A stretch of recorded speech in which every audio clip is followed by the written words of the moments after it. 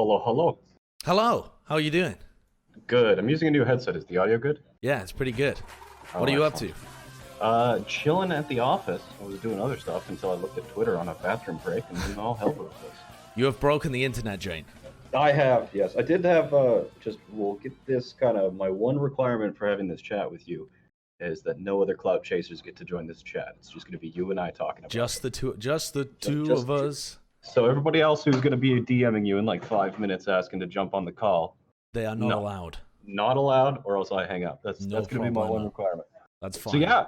I might have to bodily remove Bren from the room, but other than that, we're good. Yeah, Bren's going to be your main physical challenge to this, I suppose. Yeah, but I did my little rant and tirade, so I'll let you either ask questions yourself or let you kind of pick questions from chat that they want me to talk about. Yeah, There's a lot to cover here. There is a lot to cover. I mean, what did you intend to break the internet like Kim Kardashian's ass when you woke up this morning? I mean, I've had it kind of like I've been pent up about wanting to just go at something. I guess it's kind of how it works with me.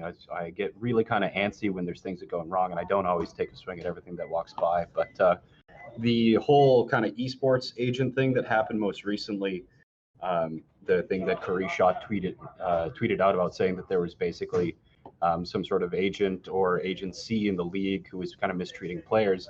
I actually went and talked to like lawyers and PR guys to see if I could, expose what I thought to be was an injustice inside of the league, and I got advised against it because it was defamatory, and that if I didn't have any proof, like even if other people, like pro players or things in the league, have told me things, and I still can't say that those pro players said this to me without it still being defamation. So I've been trying to find ways that I can start being a better advocate for the pro players, the semi-pro players in the league, without being literally sued for defamation. And then what happened today was basically, words are hard. ChipSa's tweet came out, and I just wanted to make a snide remark about the connection between him and his brother, because Christopher and I have always been kind of at our throats. We had the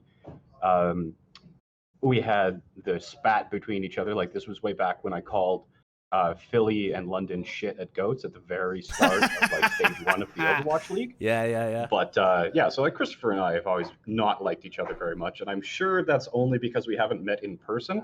It's one of those online rivalries. You have kind of the people who are always you have the people who have online rivalries with, but at least with everyone that I've encountered so far, they never exist actually meeting in person, and I've never met Christopher in person. So I'm sure he's a great guy. He's a dickhead, but no, he's good. He's good. Did you assume that he had signed his brother? No, in the same way that I was accused of nepotism for signing Note to the Dallas Fuel, right? Because I had my previous experience with third cousins, right? With Team Canada, right? I coached him on Team Canada, and then he was brought on. And there's obviously I have my experience with working with Note, and I was consulted when they were considering him. It was kind of like, what do you think of Note? I was like, yeah, he's good. I worked with him, was part of the decision, and I very much assume that it was the same way with kind of Christopher and ChipSa. Is that whether, regardless of whether that gave him an unfair advantage with or without the advocacy, or that being an influencing factor, who knows? What were your main problems with it? Like, do you think ChipSa's egregious to the point where some of the players aren't? I mean, this is kind of like one of the things where there's no one thing that I really take issue with this signing. It's kind of like the intersection of 4 or 5 or 6 different little things that I don't like about this. And I think the biggest issue that, now that I've had a time to see everybody's takes and everybody's responses to my initial opinion, and if Tucker comes out and says that there wasn't any nepotism involved, and Neptuno, like other pro players, are vouching that there was no nepotism, and but what do you mean by nepotism, though? Because he definitely was signed because he's his brother to some extent. It just wasn't. I was thinking more along the lines of he's a marketable individual. You were just on a call with Tucker himself, right? Yeah. And what did Tucker say? The first thing he said about ChipSa was that, our boy is #1 on the front page of Twitch right now, right? Yeah, and then, of course, he tongue-in-cheek calls him the #1 Doomfist. I mean, he's very clearly not. But it's as long as it's going to be great marketing if you have somebody who's going to be the number one player on Twitch. But of all this, I think one of the things that kind of irritates me is what I believe or perceive to be a lie, that they are hiring him to be a professional player, when just last month they dropped two extremely large content creators in the form of Emong and Kabaji. Yeah. I believe that announcement went out. Who released that? It was on Dot Esports. I've no idea. The article went out like October 31st or no, September 30th is when it was announced that they were dropped. And then conveniently a month later, they hire another guy into this position. And I don't like the connotation or the potential lie here that they're picking up a content creator and pretending that he's a professional player. I think that I will say, things. from talking to them, they do seem to want to start him if it's a Doomfist meta. Do you think that would be stupid? I definitely think there's going to be situations like, regardless of kind of the format changes or things like that, there's always going to be situations where it's safe to play things for the memes, or trying to be a little bit on the side of marketability rather than competitive. I don't even mean the memes. I mean, seriously, like, I think they just want to field him if it's a Doomfist meta. Yeah, there's because EQO isn't known for his Doom, right? Yeah, no, he's like they not. didn't really play that much of it. They played like, what did they play in the playoffs? I can't even remember. They were playing like Farah McCree or something, I think. Yeah, I'd have to check. But there is the fact that even if you're like, so if you're viewing this as kind of like as a business should, and I'm not saying that they're playing May Reaper. Yeah, sorry, they were playing May Reaper and they didn't play Doom at all. So I think they were just trying to like, I don't know. But so if we're looking at it kind of like that, you want teams, at least fans seem to want teams that are purely about competition. But when you're from like the business perspective or an owner perspective, obviously the marketability side of things comes into play here. Where somebody is obviously going to be valued more if they do have their own brand, if they are marketable or anything like that. But I think that I don't like the way that Fusion is trying to present this when it's clearly a marketing move. He's clearly influencer first, and they're selling him as like a pro pickup, the number one Doomfist in the world, when that's not the reality of the situation. It's simply not. There's no argument to be made there. Yeah, sure. I mean, but what about, like, for example, XQC and Seagull being picked up for Dallas? Like, the reason that they were so heavily sought after was because they had outrageous stream followings. Like, they were going to start, but they were also content creators. Yeah, this was also back, like, at that point in time, what was the state of the Path to Pro? Was that Contender Season 0? But the Path to Pro was hardly established. The Path to Pro point. is cobblestones on a dusty dirt road. Yeah. And in night, while everyone's wearing high heels. To counter that argument, I'd actually have to go and do research about the situation at the point in time that XQC and Seagull got picked up to be professionals, but the league was certainly younger back then. I think that it was. I don't think that. I think it was I'm not the only person. I'm certainly not the only person that. Seagull's in the chat, Malden. Are you putting me in the same group? Bro, no. I think you're an excellent player. I think Chips is a Doom one trick. Yeah. But, Seagull, you are definitely more valuable because you have an outrageous fan base and social media following and Twitch, like, bring, Like, there is, with every player, and certainly as we go more towards the future, like, if you're a world-class player, but there's three of you, and one of them's got like a big Twitch stream, they're gonna go with the one with the big Twitch stream most of the time because that's the business. Like, it's also entertainment. And I think it's fine to be honest that you're picking somebody up for marketing reasons or entertainment or influencers. Like the fact that Fusion themselves previously had influencers on their payroll in the form of Kabaji and Emong, like why did they drop them, and then why are they picking up somebody kind of so very clearly marketed? Did those kind of people? Did their influencer marketing strategy fail, in their opinion, because that those people were discounted because they weren't pros? So they artificially give ChipSa the title of a pro so that he can actually use that for additional credibility against his like teenage following? Who knows? Do you think that Kabaji and Emong were being paid less than 50 grand a year? I don't want to speak to that information. Because I think it's possible that it's fairly equivalent what so what you would pay somebody to be like under the branding of an organization. I know from some of the offers that I've got on my stream, for example, that 50K to be attached to some organization is actually not that big if you have a really big stream. So no, paying an influencer 50K a year is certainly low. Yeah, so you could get them plus the idea of them being a player, plus you can just build like a bunch of stuff around them, plus you can just play them if you need to. We're not arguing the fact that they can do this. They absolutely can, and they did, and there's nothing against the league rules. You know, I don't think there's anything in the league rules from picking up like a bronze player into the Overwatch League if you really wanted to do that. You could do it if you wanted to. But, like, wouldn't it be hysterical if you picked up somebody who just never played Overwatch at all? Like, I don't know, pick up Tim the Fat Man or something like that? Well, that's like, what I was saying on my stream seriously? as well, is that I think the reason that people are bothered on a idealistic sense is that if a team genuinely did just pick up a bunch of streamers, there'd be nothing to stop them. Bren is screaming in the chat to pick him up. But yeah, no. But there is nothing stopping a team in the league from picking up like fan favorite people. But that is you just got to hope that people would shit on them if they did it. Because then their PR move would fail and it wouldn't be worth the marketing budget. And also, big streamers would be far more expensive than picking up players and actually trying to win. Like, I don't think the return on investment would even be there. Yeah, I don't know. I wouldn't want to take that guess without actually having numbers and estimates. So, what's the clip that I had up at the moment as well? It seems like you went on a bit of a tirade just generally, like against Philly as well.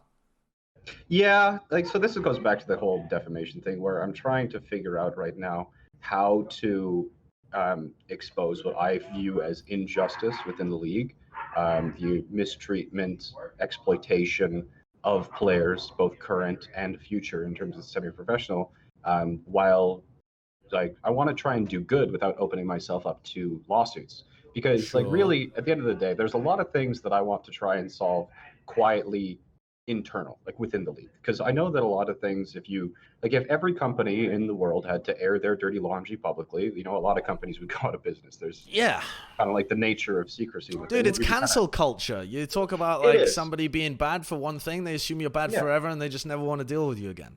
Yeah, but I don't want to damage the Overwatch League, but there's got to be somebody advocating for these guys. Like when you're in the Overwatch League, these players can't advocate themselves. Like there's no union, there's no player association, nothing like that. These players are completely on their own, and they're completely like they don't really have the ability to advocate for themselves without significant pushback.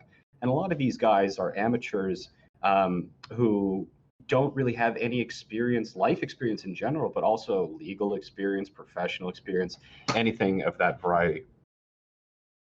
Yeah, I mean, isn't that the job of the agencies as well, though? Yeah. Like the player agencies. What are you looking at on Twitter here? I'm looking at a tweet by Halo of Thoughts. Yeah. Who has been... I mean, like Halo is one of the clout chasers. I'm not even going to respond to it. Yeah. I mean, have you gone internally to talk about some of the things, like through the channels of the Overwatch League?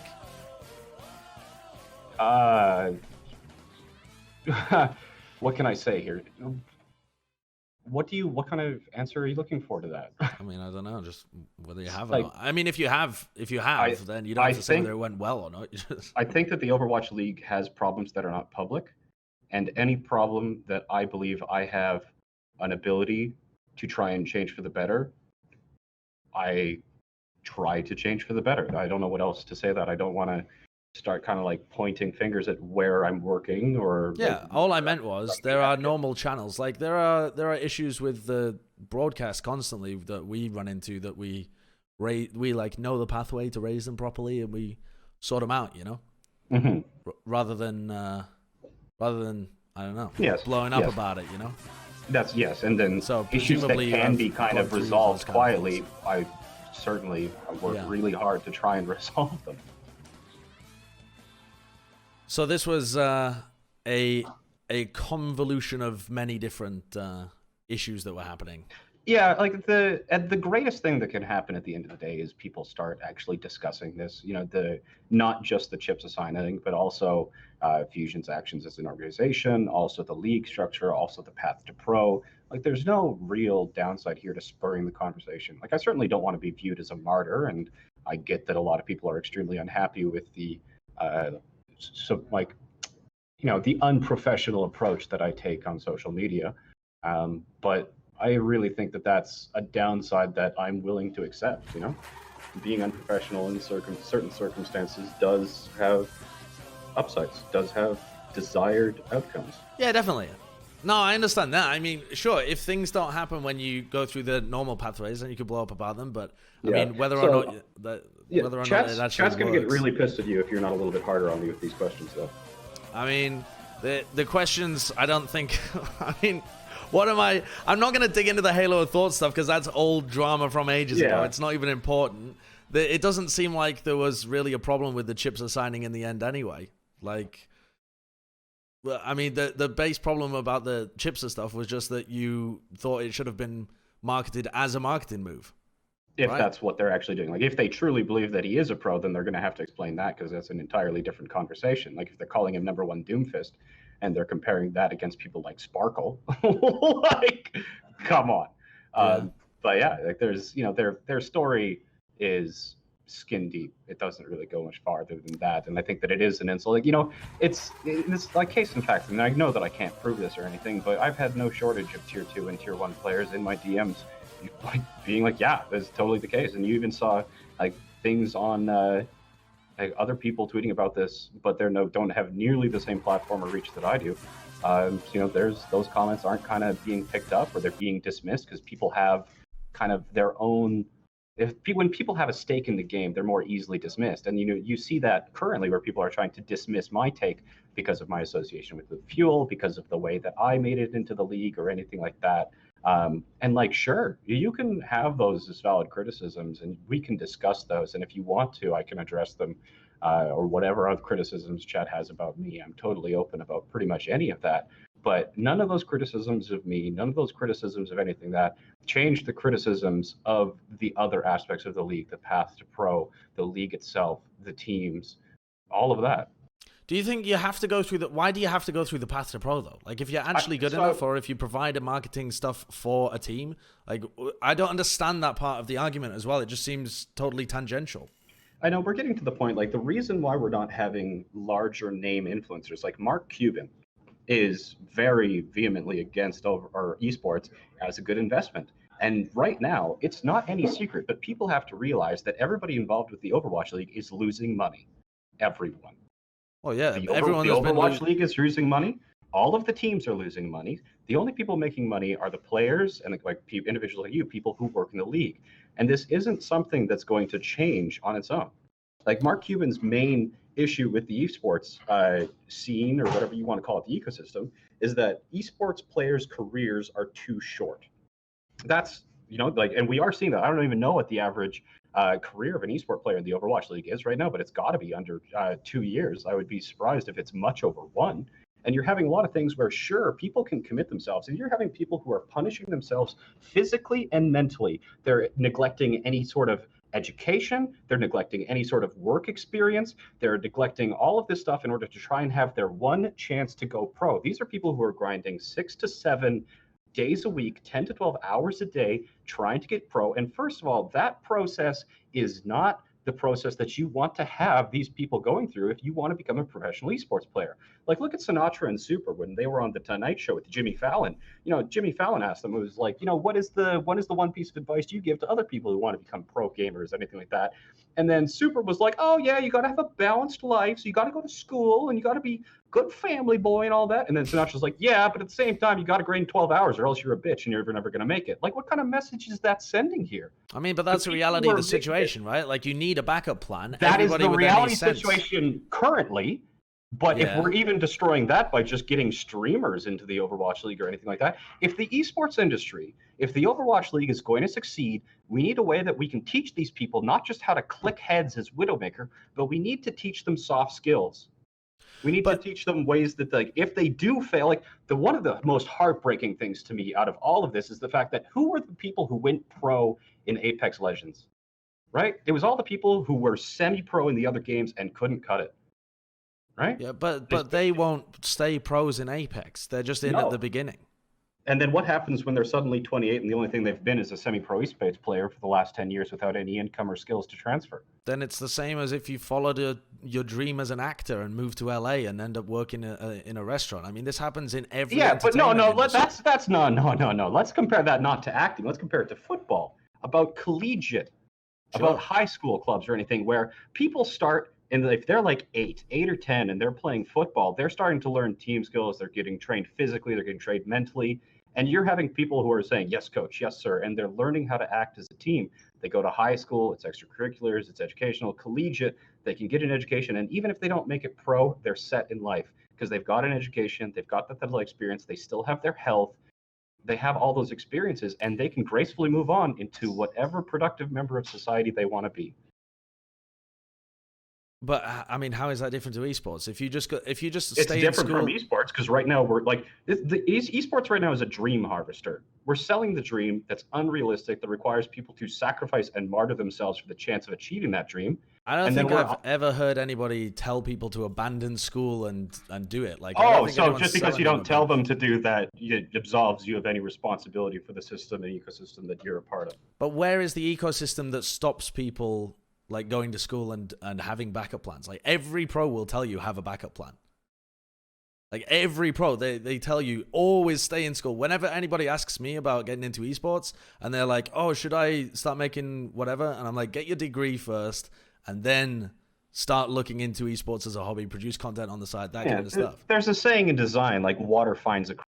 And if you apply that to game design, players are always going to kind of min-max the fun out of any system in the same way that people are going to take the path of least resistance in order to achieving their goal. And if people want to go pro, living a balanced life is making them less competitive towards actually becoming a pro. You with the first season of the Overwatch League, I remember reading this article where Nomi got into the league and he had something like $20 in his bank account and he was eating beans because it was the only thing he could afford. And this article was celebrated.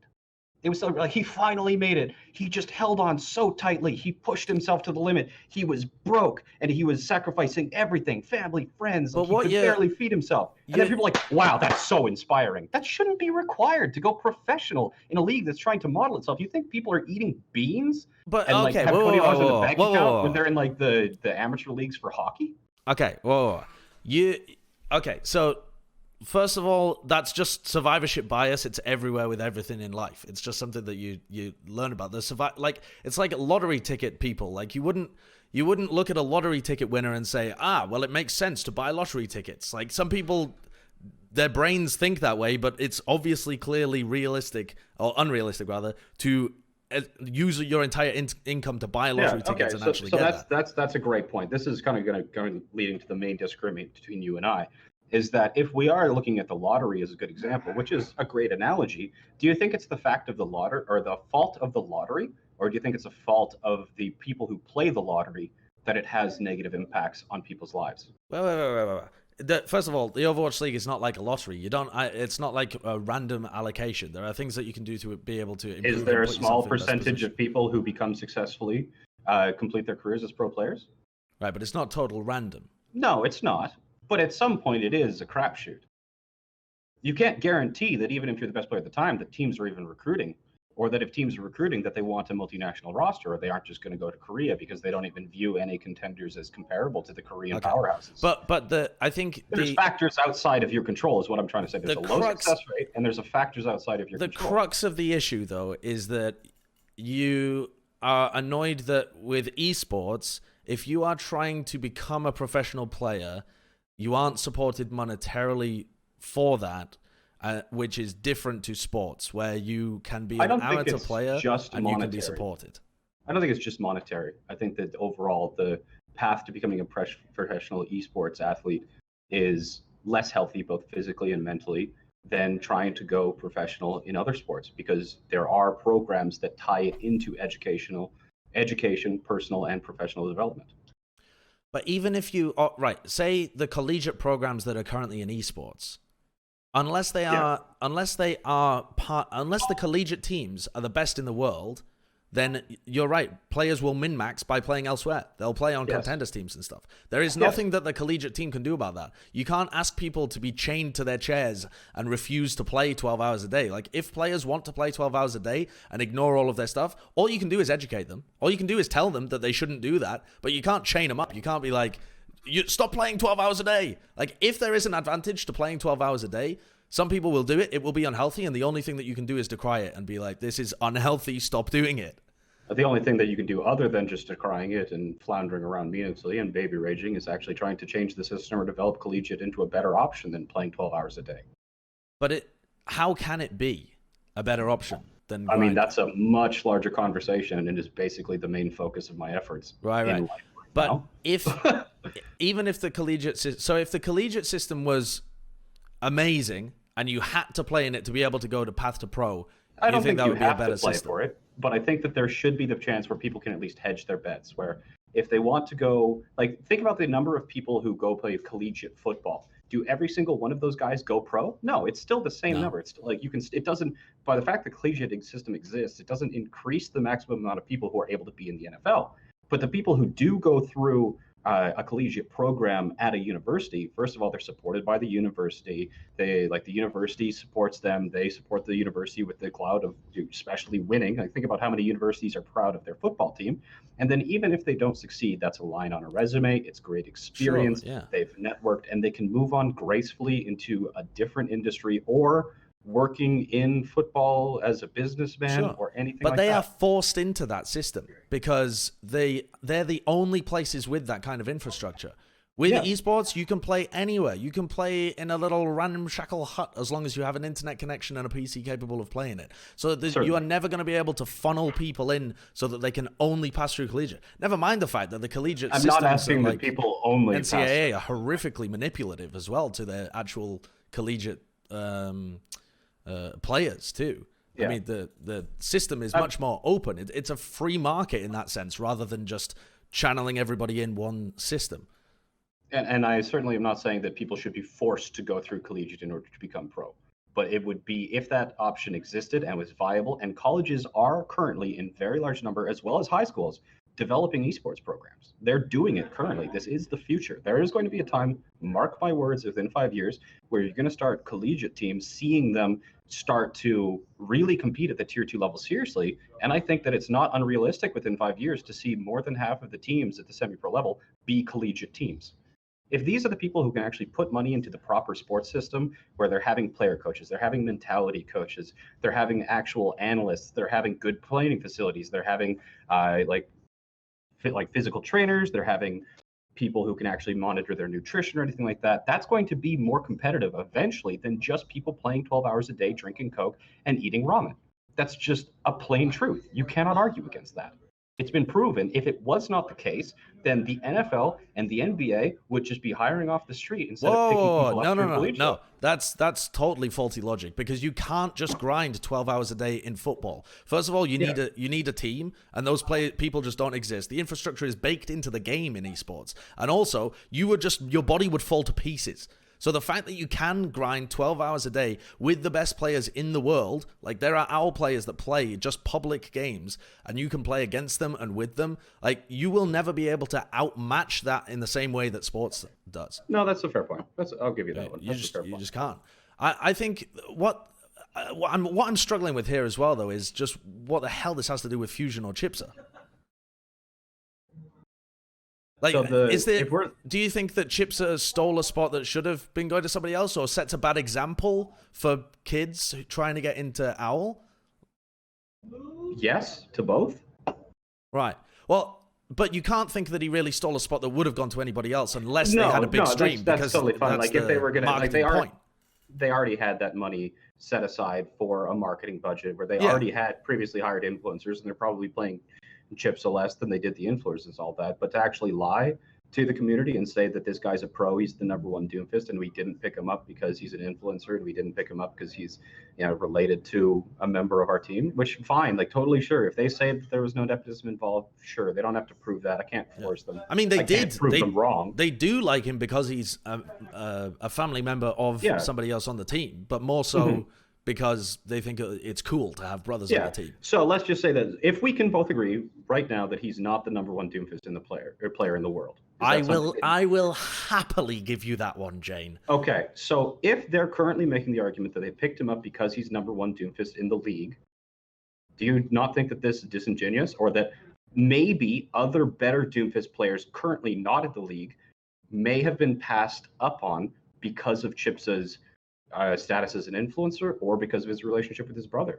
I'm not saying that they pick up from ChipSa doesn't make sense as a business, but that because they went with him because of reasons that are not competitive, that people who were trying to become professional gamers through the competitive system, through the path to pro, were passed up in favor of him. Well, first of all, I think that teams will always just big up their players. Like every player you talk to thinks they're the best in the world at something. But also I don't think they have passed up anybody, because the money would. It's only ChipSa. ChipSa is the only human being on Earth that fits these specific specifications that they had for a player that they wanted to add to the roster. So I don't think. And also, I want to hop back to the previous point as well, that you think it's a bad example or something. I think you just disagree on principle that streamers should be signed for the Overwatch League because that's not what's supposed to happen. I think that streaming, being a streamer, a professional streamer, especially a professional streamer who actually plays video games at a high level, and competing professionally as part of a professional esports organization are two extremely different skill sets. And I think that chasing the dream of being a professional streamer is actually even more harmful to people, both physically and mentally, than chasing the dream of being a professional esports player. Oh, absolutely. Yes, I will totally agree with you there. I think a lot of your points about like selling the dream and stuff like that are way more applicable to Twitch than they are to like getting into the Overwatch League or whatever. In order to be a top streamer, the amount of people I talk to, because I know, you know, I go out to like esports bars and stuff, and people are like, oh yeah, I've got a stream, and they're streaming to like one person, and they're just grinding all night long to be able to make it work, and they're giving up on a lot of other stuff as well. I mean, yeah, but in that sense, I think they see people, they want to be like them, they're willing to invest a certain amount of time to try and do it. They don't realize how unlikely and difficult it is to actually get into that position.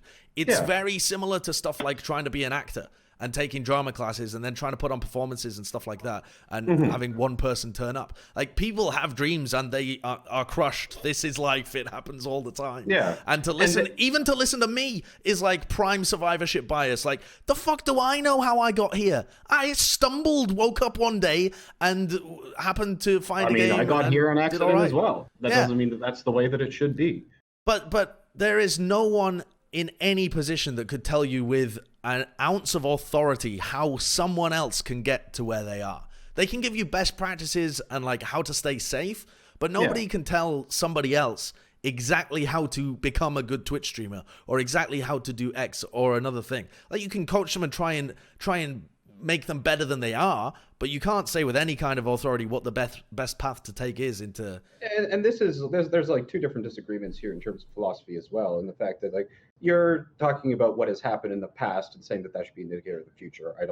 I don't have any kind of sunk cost fallacy or anything like that, where I am very much an idealist. I want to try and make the perfect system as real as possible. And then there's also the situation where if we want to use a very obscure anecdote or analogy, like if you're unhappy with like capitalism, for example, are you going to try and change the system without participating in it? Like, if you still, like, if you want to change it, or if you want to move things to more liberal democracy or something, you're not going to be doing that by being a complete fucking anarchist out the system, right? If you can show that you're a part of the system and be aware of the system and participate in it, then you're not only going to be more experienced with your first-hand knowledge about what needs to change. Yeah. No, that's absolutely true. But I fail to understand how you can change the system from what's currently happening. Like, it's enormous changes that you would want to implement, Yeah. And also, I mean, no specifics.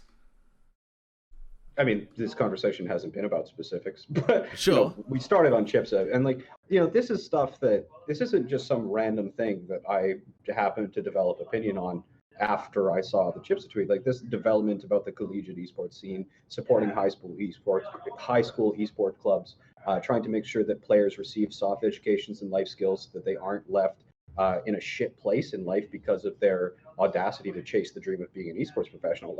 This is turning into my life's work. I mean, the number one thing is a player union.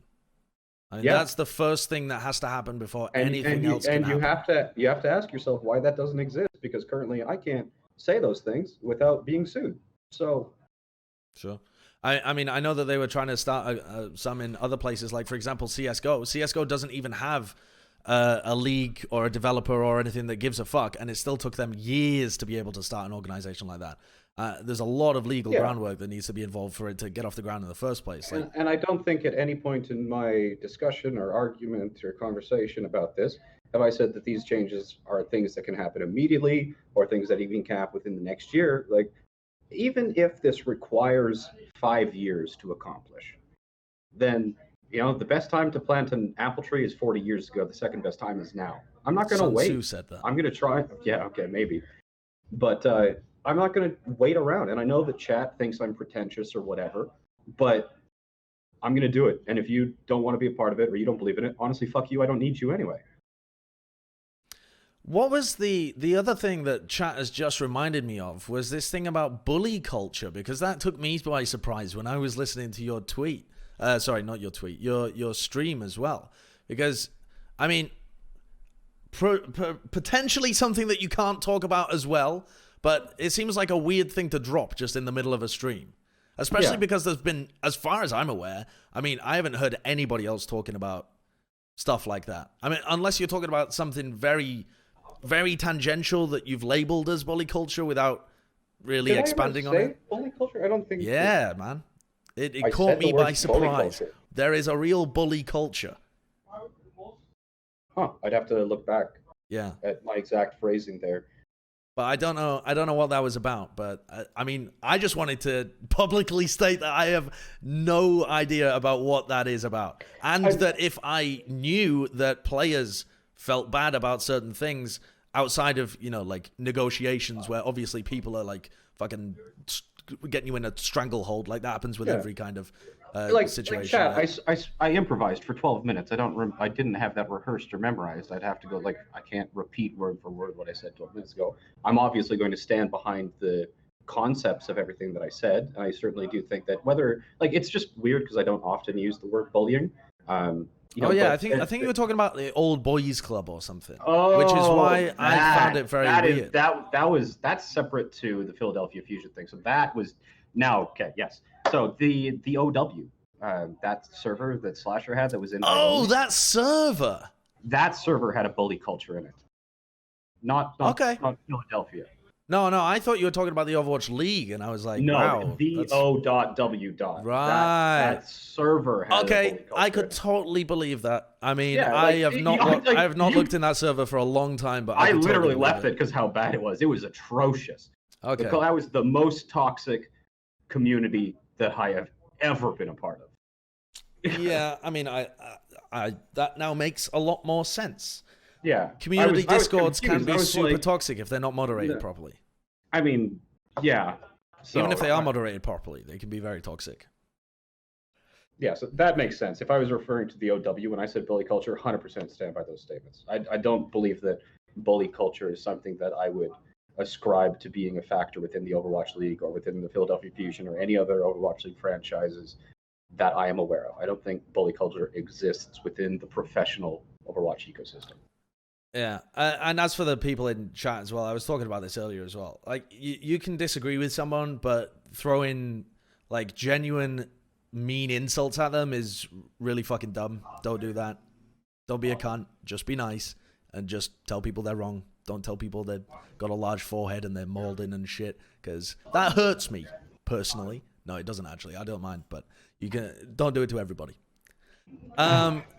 The other thing, though, Jayne, that I wanted to talk about is Do you not think that you having a large stream factored into you being signed for Dallas? Absolutely, yes, it did, 100%. I'm also not a player. Yeah, but aren't the two fairly similar? I mean, like, there are a lot of coaches in the. I mean, you also. I didn't even remember this, but you did some coaching in Tier 2 Australia, right? Yeah, so that one always gets kind of blown out crazy. So it was it Pantheon Esports? I think it was. So I actually worked with a trials team, and I got brought on because I was working with them. And then I got the trials team into contenders, and they were a team of like high masters players. They weren't even grandmasters. Okay. So I got this team from trials into contenders as a high masters team, and then Pantheon bought them out or something. But then they lost every single game in contenders. Like, They were outmatched, 100%. And yeah, we went winless, but. At least from my perspective, sure, you can view that as a failing on my side that I wasn't able to coach high masters players to a win in contenders. Fine, I'll accept that. And then after that, once my stream actually started blowing up, one of the things is that where do I want to start this? So one of the things is that I never really thought that coaching on Twitch would be something that people wanted to watch. Like, people didn't want education because at the time, the only people who were really famous were one-trick streamers, right? They were people who like you had your Genji streamer, yeah, you have Doomfist streamer, you have Jeffrey on this. Like, I was like, I'm not a pro. Like, why would anybody watch me? But I was working with collegiate esports at the time as part of the University of Calgary, coaching them. And then basically what happened is that people were really enjoying my coaching, and they were saying that, hey, you should stream this. I said, okay. And then my first stream actually coincided with the release of the Path to Pro, and I offered to try and help people get their first steps towards becoming pros. And my first stream had like over 100 viewers, and it went up from there. And then when I started actually reviewing Overwatch League games, pros who were part of those teams would come and watch my reviews, and I would have discussions with the pros who were on the teams in my chat about them. So I was talking to pros about the strategies, critiquing their strategies, and I had a number of conversations with pros privately about their teams. So one of the reasons that after this Contenders Australia things happened, I realized that the optics of having a winless contender season, and the fact that there's a lot of people. No, I'm not going to go there. Let's stay on track because I know I can go off on tangents. So I basically realized that the Path to Pro was shit. It was complete garbage, and it was a very inefficient system. If I wanted to make it pro, I needed to do something different than trying to just flounder in contenders and do it the traditional route. Wait, so your goal was always to coach professionally in the Overwatch League? Oh yeah, 100%. You didn't want to make content. You didn't want to be a streamer first. You wanted to actually be a coach in the Overwatch League. Like, that was your goal. Like, I've always been a coach. I was a flight instructor. My background has always been coaching and instruction. But what I did instead of trying to go through the actual contender system is I started talking to the people who I knew in North American contenders and being like, hey, let me just come in as a guest coach. I'll do like 2 scrim blocks with you. I'll help you out. I'll just look at you once, give you some advice. If you like me, just recommend me if you don't mind. And I just went and I privately coached a whole bunch of Tier 2 teams in North American contenders. I didn't stick with them an entire season. I was just a guest coach, and I tried networking as much as possible. I put my name out there, and I had direct contact with pros, with semi-pros, working with them, trying to make their teams better. And yeah, when I'm coaching on stream, you're absolutely right. I focus on the platinum and the diamond levels of Overwatch because professional Overwatch is fucking boring. If you want to watch a team like work professionally trying to figure something out, it is tedious. It is so tedious. Like, look at some of the stuff that Avala put out on Twitter, where she's kind of like, she had looked up 400 instances of Lucio using sound barrier in order to come up with a statistical analysis of the ideal situation from which you would use a Lucio beat. Like, when you're working with spreadsheets and data and VODs, and like one of the things that Wizard Young was always kind of lauded for and doing a great job as a coach is that he would go basically frame by frame analysis. There's a spreadsheet from back in Wizard's old days where he would not only categorize the accuracy of one of their McCree players, but he would categorize the accuracy of the McCree players in short, medium, and long range. And his data slaves would go through frame by frame and look at every single time that one of his players took a shot, categorize that as short, medium, or long range, and then mark down whether the shot hit or missed, whether it was a miss, a body shot, or a headshot. Who are those people? Are they still alive? I don't even know. But the point is that That shit is boring. It's tedious. It's not entertainment. Nobody likes watching analysts work. And all of that stuff is going to be really proprietary anyway. So you're absolutely right. I never considered myself to stream professional Overwatch content. The word that I liked was edutainer. I just wanted to entertain people while maybe they also get educated. But like, I wanted them to enjoy the process. Like that's what I wanted. There was two very, very different target markets here. Absolutely, when I was on stream, I coached for platinums and diamond players. And that's what's entertaining. I can interact with people. And just because people are bronze, silver, gold, platinum, diamond doesn't mean that they also want to improve. There's a lot of people who want to improve of every single rank. Why should I just like thumb my nose to them and say, fuck you, you haven't even made it to masters by yourself?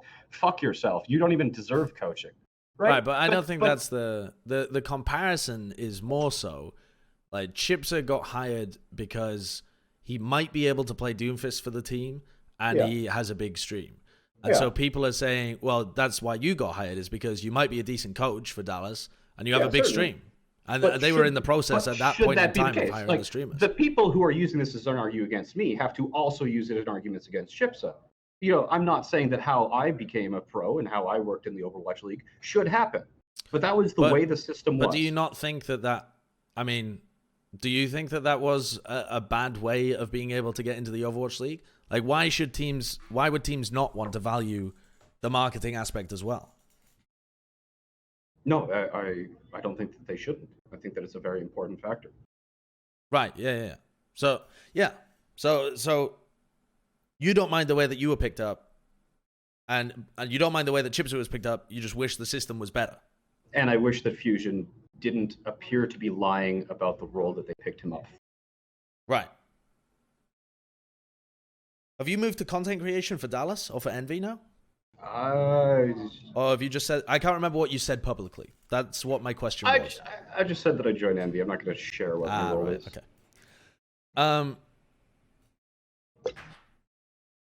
What else was I gonna say? What would you like to like? How, if you were to model the path to pro better, because every job requires networking, getting your name out there.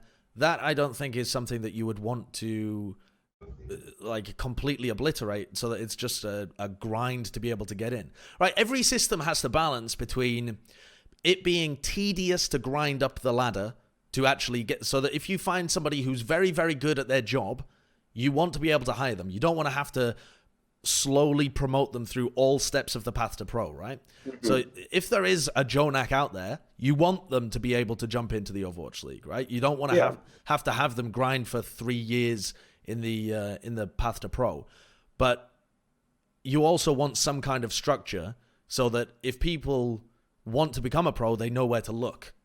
And they know what their next step is. Does the current system for coaches not work relatively well? Because it seems like it works relatively well. Like, there are coaches from all over the world for lesser teams that you know that you want to try and get in touch and coach an open division team. Then you want to try and coach like some contenders level team, get your experience, talk to people, network, see if you can coach a larger team. If you do a good job with a team and people talk about how good you were working for that team, you end up getting picked up and getting signed for the Overwatch League. Like, it seems to function. I don't think there's a lot there to address. I think one of the core issues about this is going to be that streaming right now is disproportionately favored towards becoming a professional, regardless of whether you are a coach or a player. And I don't think, like, I've built my entire success around making platinum and diamond level educational content entertaining. And I don't think that there's any reason why the path to pro cannot be entertaining and enjoyable experience for those partaking in it and those watching it. Like, if we really want the path to pro to succeed, we have, like, everybody's kind of screaming on Twitter, support tier 2 Overwatch, support tier 3 Overwatch. But like, nobody really has a good plan other than guilt tripping other people into trying to watch it. But if you're not making the content entertaining, like, how are you supposed to make people care? Yeah, I mean, I'll say, when I saw Seagull's stream and Seagull's tweet where he was talking about streaming contenders, I think that players being able to stream contenders would be a great idea. I personally think that would be a hugely good idea. Yeah. I think that the idea of driving all of the traffic to Overwatch contenders on Twitch is the wrong way to approach it. You should just allow the contenders players to stream their games. And I think that would be much better marketing. Are these the kind of changes that you mean, where streamers wouldn't be disproportionately favored because the pro players would be some of the best streamers? And therefore you're not actually selecting for charisma, you're actually selecting for talent? Yeah, I think that's one of the great steps that you could take towards it. Yeah. Like, not only is streaming a more financially successful career path, but if it also becomes kind of the most successful career path in order to actually make a competitive career of it, like the entire path where that's the last pin, the entire thing falls down. And even like professional players, when I'm looking at kind of my experience with the Dallas Fuel, it's just in the way that Fusion is interested in somebody like ChipSa as a player because he has a brand and is marketable, right? If ChipSa is going to actually participate in the Philadelphia Fusion in the same way that a starter would, his stream is going to disappear. He's not going to be able to stream. He's not going to be able to make content because he's have to actually focus on competing. And the reason that you hired ChipSa suddenly fucking evaporates. And then the reason that you picked him up in the first place is no longer relevant. But I also don't think that there's any real reason why you should have to have the pro players or the semi-pro players themselves responsible for building their own brand. This is something where like Blizzard themselves can pick up the slack. Previously, you're seeing that the World Cup is responsible for building a large number of people's brands and careers, not excluding Mickey. But look at the amount of care that Blizzard put into the World Cup this year. Even the people who are currently professional players in the Overwatch League, a very large number of them just do not give just the remotest flying of a fuck about the World Cup. Sure. No, absolutely. I mean, it's not really a product for them. I mean, the Overwatch League is for them, right? Do you think they should care about the World Cup? Pro players? Pro players? I mean, like, you can't artificially make a player care about a tournament. If, it's kind of like I'll pull on an anecdote from kind of my background in aviation, but as engineers, we always say that planes fly despite the best intentions of the pilot. And the fact that if a player is unhappy about a tournament, or if a player is not motivated or doesn't care about a tournament, it's not the fault of the player. It's the fault of the tournament, and it's the fault of the system and the design. Sorry, I missed the first half of that sentence. What do you mean? Say again. So it's basically, don't blame the player, blame the game. It's the fault of the World Cup that the players don't care about the World Cup. It's not the fault of the players for not caring. You have to give the players a reason to care.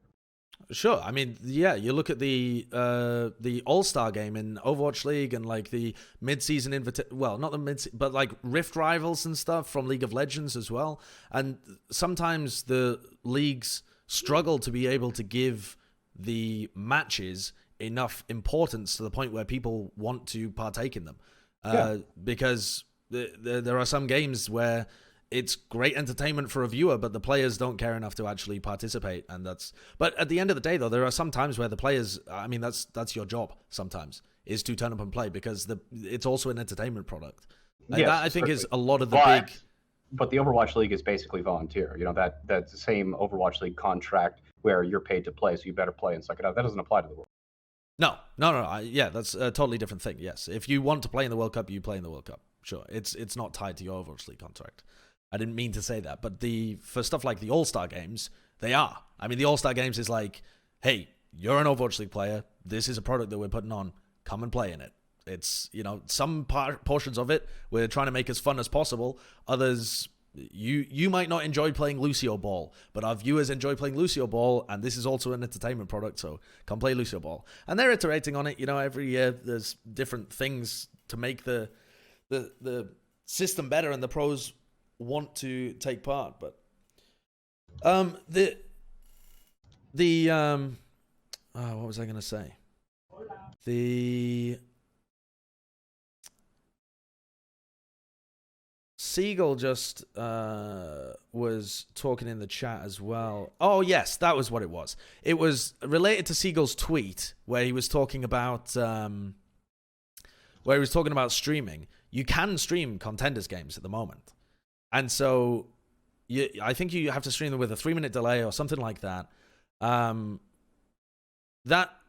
think we can should start be doing at the very simplest of change. If Blizzard wants to show that they even remotely give a fuck about the path to pro, have a link to the Open Division in the launcher or in the game. How does a person who even want to join the path to pro or the competitive scene even find out about Open Division without doing an off-game, off-client platform, website, or Reddit? Like, if they do that one thing, sure, I'll be like, hey, finally, maybe you care. But the simplest thing you could do is be like, hey, you reached a Grandmaster. Did you know that there's actually another competitive ladder that's even harder, even more prestigious? Click here to sign up for the Open Division or find out more information. Find me one place in the Overwatch client right now where a person, a casual player, somebody who just plays Overwatch, and there's how many millions of people play Overwatch? Show me one part of the Overwatch client or the launcher which will convince a person or even advise them about the Overwatch path to pro or the Open Division or contenders. So these guys are streaming, but the best kept secret is still going to be a secret.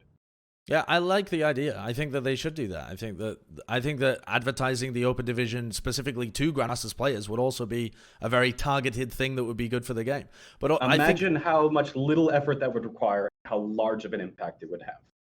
Yeah, I agree with you. I also think, though, that was their intention with putting the Overwatch League in the client as well, is that when you advertise their premier product... The reason they put the Overwatch...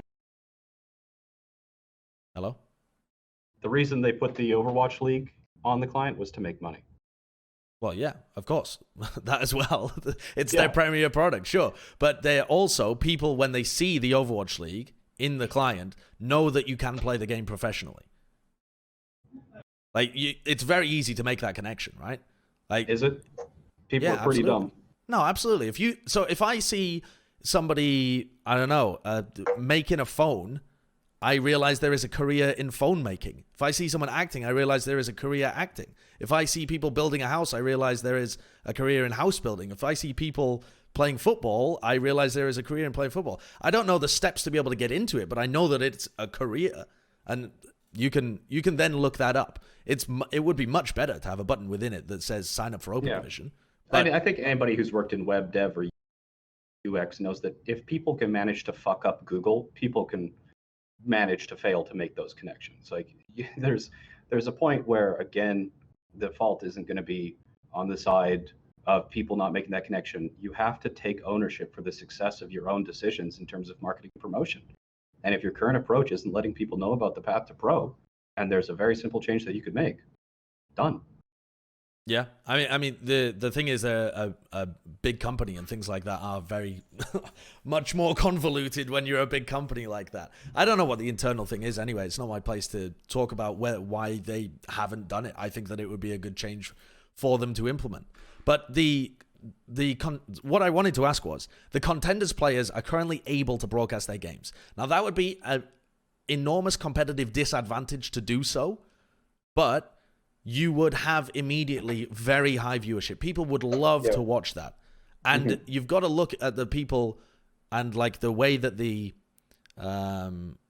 market works. By having a big stream, you are more likely to get picked up. So it just makes all the sense in the world to stream your contenders games. Yes. Well, why do you think people aren't doing it then? I mean, streaming itself is, if you're trying to stream and play at the same time, especially if you're trying to be entertaining, it absolutely takes away from your ability to be competitive. You're putting some of your brain power that could be being the best player, being the best teammate, being the best communicator you could, towards streaming instead of competing, instead of learning, instead of improving, instead of reviewing. It does hinder your ability to improve and compete. I disagree with that. There are a lot of people that record whilst they're playing scrims, for example, or trials where they are doing it. If you hit the live button instead of the record button and just mute everything else, your stream would still just be bananas. So I think there must be a reason more so to do with teams wanting to keep things inside teams. You know, like you feel like somebody's always watching. You don't want to blow up on stream. You don't want to air dirty laundry publicly. You don't want people to see that some people can, very reasonably get tilted at certain situations and then take it out of context and be like, oh, Yada is just toxic. They're so toxic in all of their games, when they just got mad about one specific situation and resolved it off stream. I think there are other reasons, but I would love to see a contenders team actually stream their games. I'm not going to disagree. I think as well, it's it would be unreasonable, I think, to expect Overwatch and the Path to Pro and the Contenders people to incentivize the players to stream the games more than they do just by streaming them on Twitch. The incentive is already there. You know, we're looking at, like, yes, certainly there is merit for that to happen, but I also think that there needs to be more development in terms of Blizzard's approach to it and the structure as a whole. Like, it's, again, I don't think that the onus can be placed entirely on the players. I do think that there's things that the Overwatch League, Blizzard Activision, could do to make it better. And they should do. Well, there we go. Are there any other players in the league that are only taking roster spots for marketing? I mean, yeah, I would definitely say that that's the case at this point. Yeah, there's like, each one is going to be a case by case. Like, again, there's no player that you're going to, it's not like you're going to have it so binary where it's like, you're a marketing pickup, you're a competitive pickup, you're a morale pickup. It's like, everybody kind of, you know, everybody's got all of those qualities to different levels. And it's, you know, it's a well-rounded person in the fact that Gamsu, for example, he's very positive, he's a great leader, and he's a great tank player, right? Is it such a bad thing? Like, you know, you could certainly make the argument that you would want a theoretically more talented tank player, and that's more valuable to you if you already have a positive leader on your team filled in a different role. Like, the selection of players that fit into the ecosystem team is extremely case by case, and you might look at people who are the most marketable players league wide, but that's not going to directly correlate with people who are only marketing. Yeah, I don't think that Philadelphia Fusion are the team that's doing this the most as well. I think ChipSa's maybe one of the more egregious examples of it because he's been picked up originally with the majority of the intention being for him to make content. Whereas other people, they were picked up because they were pros and then they ended up not being good enough and then they were benched and then they just stay on the bench because they're popular. Where's Fusion's OW? What if ChipSa and Christopher are actually the same person and Chris is returning as main tank for the Fusion under the name ChipSa? Now that is genius. Genius. All right. I'm going to say goodbye to you, Jayne. Enjoy your time. Thanks for the chat, Sideshow. I hope you Yes, yeah. Yep. See you later. Bye now. Bye. Bye, chat.